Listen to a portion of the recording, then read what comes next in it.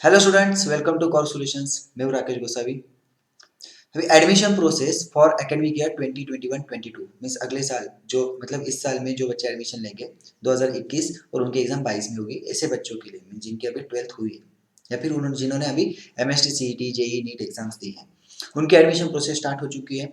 Registration process 2 नवंबर से start हो चुकी है और 18 नवंबर तक है और उसके बाद में ऑप्शन फॉर्म फिर फर्स्ट राउंड वगैरह होगा।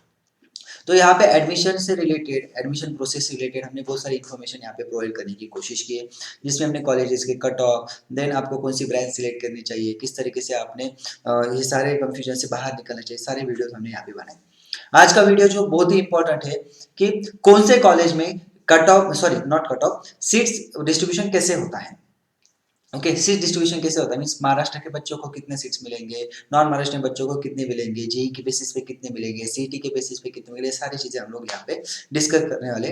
तो जो कि बहुत ही इंपॉर्टेंट है, क्योंकि आप जिस कॉलेज में एडमिशन लेना चाहते हो उस कॉलेज में आपकी प्रोबेबिलिटी कितनी है एडमिशन की, मीन्स आपके एडमिशन के चांसेस कितने, वो आपने जानना जरूरी है। तो इस वीडियो को पूरा एंड तक देखिए, बिल्कुल भी स्किप नहीं करना है। और वीडियो स्टार्ट करने से पहले अगर आप इस चैनल पे नए हो तो चैनल को सब्सक्राइब कर लीजिए, और ये वीडियो पूरा देखने के बाद अगर आपको अच्छा लगता है लाइक कीजिए और अपने दोस्तों को भी शेयर कीजिए। तो चलो हम लोग स्टार्ट करते हैं बच्चों की यहाँ पे कैसे होता है। अगर ये इन्फॉर्मेशन ब्रोशर आपको मिला ही होगा, सीईटी सेल की वेबसाइट से हमने ये कलेक्ट किया है, आपके पास भी होगा ही, इसके बारे में भी इन्फॉर्मेशन दी थी हमने। इसके अगर हम लोग देखेंगे कि सीट डिस्ट्रीब्यूशन कैसे होता है, देखो चार टाइप के यहाँ पे बोर्ड्स, सॉरी नॉट कॉलेज या फिर यूनिवर्सिटीज रहती है। तो यहाँ पे कैसे, देखो सबसे पहले गवर्नमेंट एडेड, गवर्नमेंट या फिर गवर्नमेंट एडेड इंस्टीट्यूशन जो रहते हैं, okay, and SNDT university excluding minority institution, minority यहाँ पे नहीं कंसीडर किए। तो अगर ऑटोनॉमस होता है, ऑटोनॉमस होता है या राइट, तो यहाँ पे 100% स्टेट लेवल का कोटा रहता है। मीन्स यहाँ पे ऑल इंडिया सीट्स में जेई के बेसिस पे आप अप्लाई नहीं कर सकते, जेई के बेसिस पे आप यहाँ पे अप्लाई नहीं कर सकते। ओके, ऑल इंडिया सीट्स यहाँ पे मिलेंगे ही नहीं, स्टेट लेवल के ही सीट्स आपको यहाँ पे मिलने वाली है। ओके, और ना ही आपको इंस्टीट्यूशन लेवल मतलब मैनेजमेंट सीट्स भी यहाँ पे नहीं होगी। मैनेजमेंट मतलब बहुत सारे कॉलेज में डोनेशन भर के यहाँ पे हम लोग, क्योंकि वो कॉलेज को पे राइट्स दे रहते, तो वैसे भी ऑटोनॉमस या गवर्नमेंट इंस्टीट्यूशन में रहता नहीं है। Okay, government institute, aided institute या फिर ऑटोनॉमस, गवर्नमेंट ऑटोनॉमस इंस्टीट्यूट में ये सब नहीं रहता। और माइनॉरिटी भी यहाँ पे नहीं चलती, जो भी गवर्नमेंट रिजर्वेशन मतलब डिस्ट्रीब्यूशन है, ओपन को इतने परसेंटेज, ओबीसी को इतने परसेंटेज, एनटी एससी एसटी जो भी रहता है, तो उस टाइप से वहाँ पे होगा।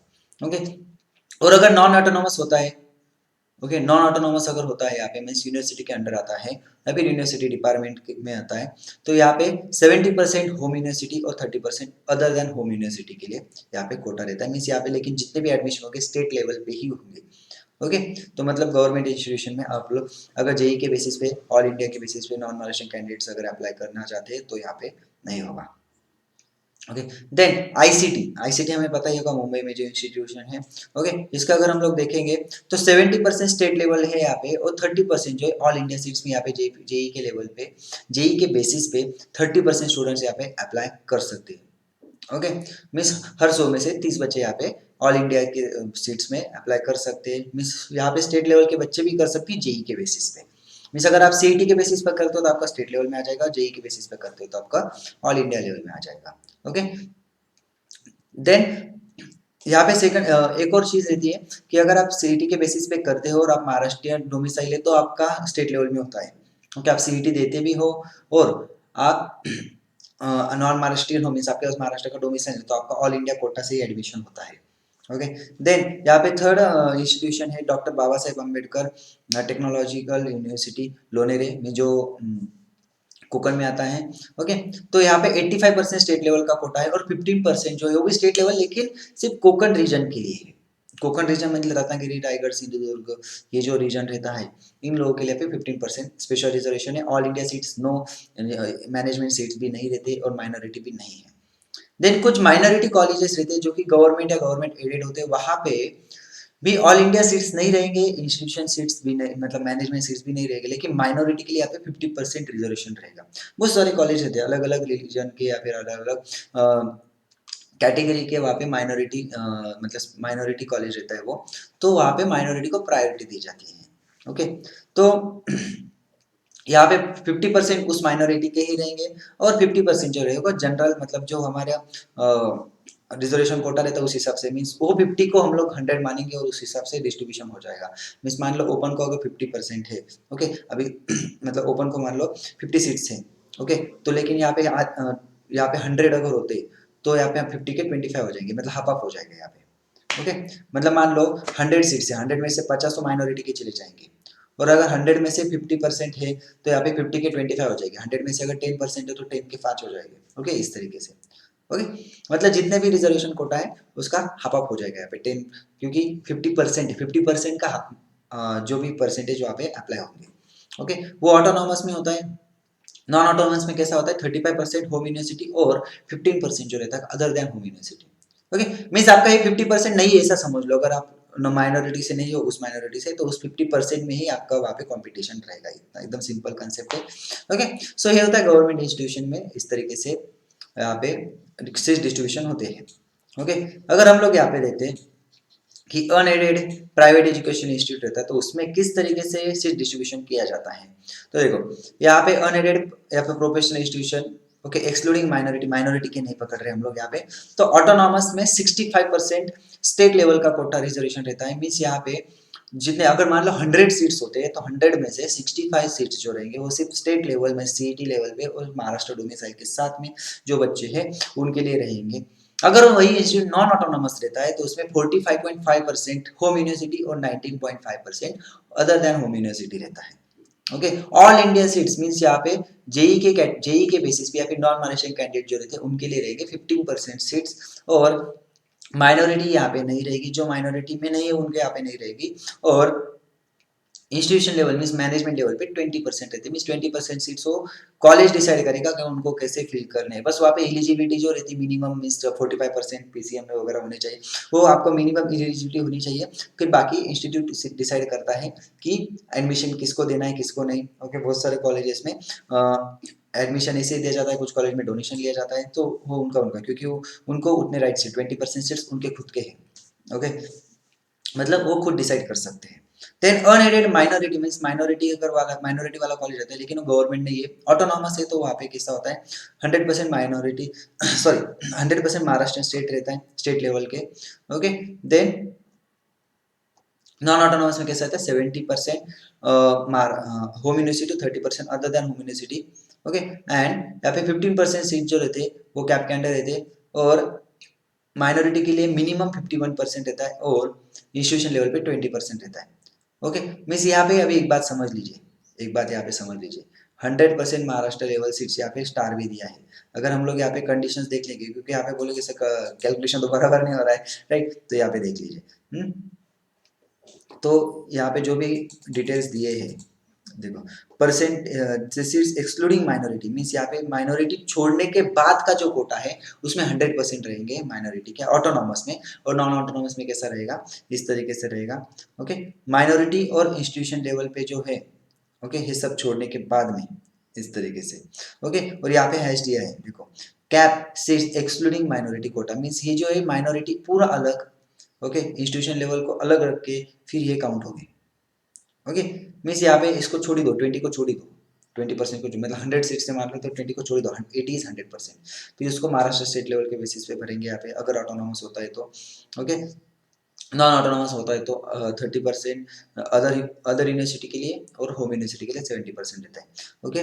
देन यहाँ पे ऑल इंडिया सीट्स के लिए भी कुछ रिजर्वेशन रहता है, तो उसको भी थोड़ा कंडीशनल है, तो इस तरीके से, तो माइनॉरिटी कॉलेजेस में थोड़ा सा अब देखोगे कि क्या मतलब जो सीट डिस्ट्रीब्यूशन था थोड़ा सा अलग रहता है। देन यहाँ पे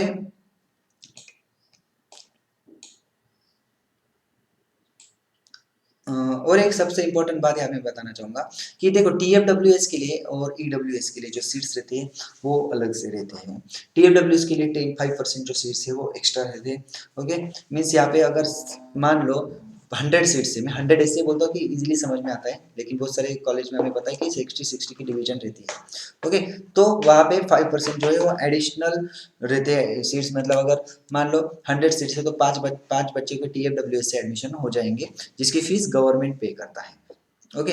देन अभी यहाँ पे चलो मैं थोड़ा सा डिस्ट्रीब्यूशन और इजी वे में बता देता हूँ कि किसे हम लोग कर सकते हैं डिस्ट्रीब्यूशन। तो देखिए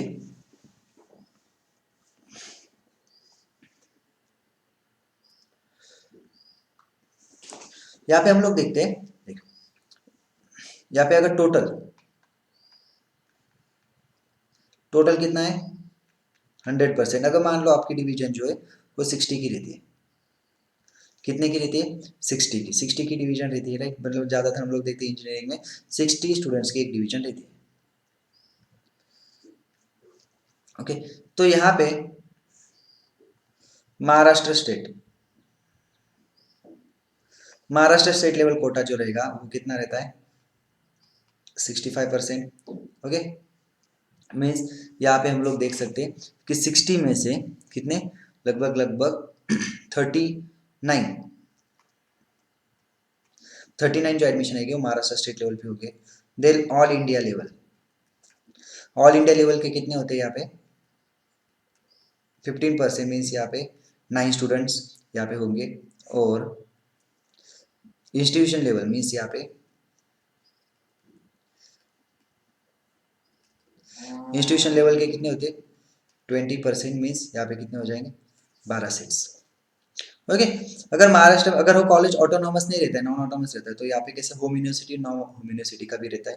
ओके, मीन्स होम यूनिवर्सिटी के अलग और अदर देन होम यूनिवर्सिटी के अलग, OHU other than home university. Okay, home university के कितने रहते हैं यहाँ पे 45.5%, तो उसके कितने सीट्स हो जाएंगे 27। और अदर देन होम यूनिवर्सिटी के कितने होते 19.5%, तो यहाँ पे ये भी हो जाते 12%। अभी यहाँ पे होता क्या है ना 0.5%, तो उसको थोड़ा सा राउंड अप किया जाता है। ओके, तो ये बात यहाँ पे ध्यान में रखनी है, क्योंकि यहाँ पे होता क्या है कि हमें पता ही नहीं था, बहुत सारे बच्चे जेई की बेसिस पे देखते गवर्नमेंट कॉलेज में ट्राई करने की कोशिश करते, लेकिन होता नहीं है। ओके, तो गवर्नमेंट कॉलेज में ऑटोनॉमस कॉलेज में नॉन महाराष्ट्रियन कैंडिडेट्स को एडमिशन नहीं हो सकते, ये बात हमें ध्यान में रखनी है। देन यहाँ पे मैं कुछ यहाँ पे डिफरेंस बताता हूँ। देखिए देखो, डिफरेंस यहाँ पे हमने समझना भी जरूरी है कि कैंडिडेट्स के लिए मीन्स अगर हम लोग सीईटी के बेसिस पे, यहाँ पे से मैं बताऊंगा महाराष्ट्र कैंडिडेट्स के बारे में। महाराष्ट्र कैंडिडेट्स अगर हम लोग सीईटी के बेसिस पे अप्लाई करते हैं और जेई के बेसिस पे अप्लाई करते हैं, तो क्या डिफरेंस आएगा, है ना, क्या डिफरेंस आएगा वो भी हमें समझना जरूरी है, क्योंकि हम लोग बस अप्लाई करेंगे लेकिन हमें डिफरेंस पता होना चाहिए। तो देखो सीईटी के बेसिस पे हमें अगर अप्लाई करते हैं तो हमें महाराष्ट्र के सीट्स मिलेंगे जिनकी मेजोरिटी ज़्यादा है। ओके, महाराष्ट्र सीट्स मिलेंगे यहाँ पे मेजोरिटी ज़्यादा है, राइट। तो यहाँ पे क्या होगा मीन्स यहाँ पे सीट्स के नंबर जो है वो ज़्यादा रहेंगे, यहाँ पे सीट्स के नंबर कैसे रहेंगे कम रहेंगे। ओके, तो महाराष्ट्र सीट ज़्यादा रहते तो ये एक बेनिफिट होगा आपको। अगर आप सीईटी के बेसिस पे अप्लाई करते हैं तो आप गवर्नमेंट कॉलेज में अप्लाई कर सकते हो, यहाँ पे गवर्नमेंट कॉलेज में अप्लाई नहीं कर सकते जेई के बेसिस पे। ओके, जेई के बेसिस पे आप गवर्नमेंट कॉलेज में अप्लाई कर ही नहीं सकते हो। देन TFWS का अगर आप बेनिफिट लेना चाहते हो तो आप सीईटी के बेसिस पे ले सकते हो, यहाँ पे TFWS के बेसिस पे आप एडमिशन नहीं ले सकते अगर जेई के बेसिस पे अप्लाई कर रहे हो तो। ओके, देन आपका कैटेगरी का रिजर्वेशन जो रहता है, कैटेगरी का रिजर्वेशन अगर आप लेना चाहते हो तो आपको सीईटी के बेसिस पे और महाराष्ट्र डोमिसाइल के साथ ही आपको अप्लाई करना पड़ेगा। अगर आप कैटेगरी का बेनिफिट अगर आप जेई के बेसिस पे अप्लाई करते हो तो कैटेगरी का बेनिफिट आपको नहीं मिलेगा, आपको जो भी ओबीसी एससी एसटी एनटी जो भी कैटेगरी का बेनिफिट है वो सिर्फ सीईटी लेवल पे ही मिलेगा और महाराष्ट्र कैंडिडेट्स को ही मिलेगा। अगर आप जेई के लेवल पे करते हो तो आपका जो काउंटिंग है ऑल इंडिया लेवल पे हो जाएगा, फिर आपको यहाँ पे सीट्स नहीं मिलेंगे, सबसे इंपॉर्टेंट मतलब सीट्स कम मिलेंगे। ओके, तो कंपटीशन ज़्यादा रहेगी, मेरिट भी यहाँ पे ज़्यादा लगेगा। सो ये सारी इंपॉर्टेंट बातें हैं यहाँ पे, जहाँ पे मैंने यहाँ पे आपको समझाया कि इस तरीके से होता है कि चेंजेस क्या होते हैं कि महाराष्ट्र स्टेट से मतलब सीईटी के बेसिस पे हम लोग अप्लाई करते हैं तो ज़्यादा बेनिफिट होगा, क्योंकि यहाँ पे सीट ज़्यादा रहेंगे, कॉम्पिटिशन थोड़ी कम रहेगी और आपका एडमिशन लगने के चांसेस ज़्यादा रहते हैं। सो आई होप बच्चों ये वीडियो आपको अच्छा लगा हो, वीडियो अच्छा लगा तो लाइक कीजिए और अपने दोस्तों तक भी शेयर कीजिए। और भी कोई डाउट हो तो आप कमेंट बॉक्स में बताइए, हम लोग कोशिश करेंगे आपके डाउट्स जल्द से जल्द सॉल्व कर सके। तब तक के लिए मिलते हैं, अच्छे से रहिए, take care and bye bye.